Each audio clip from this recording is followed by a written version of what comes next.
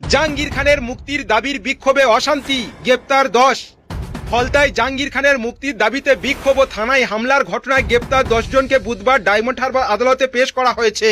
Police সূত্রে জানা গিয়েছে, ধৃতদের মধ্যে 2 জন মহিলা ও 8 জন পুরুষ রয়েছেন। ঘটনার জেরে পুলিশ স্বতঃপ্রণোদিত মামলা রুজু করেছে এবং মোট 15 জনের বিরুদ্ধে অভিযোগ দায়ের করা হয়েছে। অভিযুক্তদের তালিকায় জাহাঙ্গীর খানের স্ত্রী রেজিনা বিবির নাম রয়েছে। অভিযোগ, জাহাঙ্গীর খানের মুক্তির দাবিতে মঙ্গলবার ফলতা থানার সামনে বেআইনি জমায়েত করা হয়। বিক্ষোভ চলাকালীন পুলিশ ও কেন্দ্রীয় বাহিনীর ওপর হামলা চালানো হয় এবং পাল্টা কেন্দ্র বাহিনী লাঠিচার্জ করে হামলাকারীদের ওপর। তারপর এলাকায় উত্তেজনা ছড়ানোর চেষ্টা করা হয়।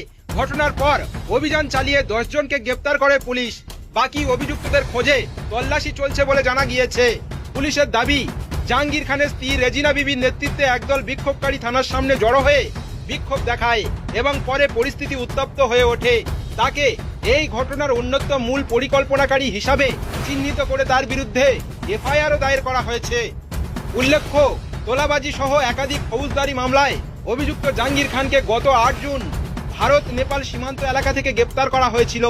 এরপর তাকে জনসম্মুখে দড়ি বেঁধে ঘোরানোর অভিযোগ ঘিরে এলাকায় ক্ষোভের সৃষ্টি হয়। সেই ঘটনার প্রতিবাদেই স্থানীয়দের বিক্ষোভ শুরু হয়, যা পরে ফলতা থানার সামনে উত্তেজনা ও হামলার ঘটনায় রূপ নেয়।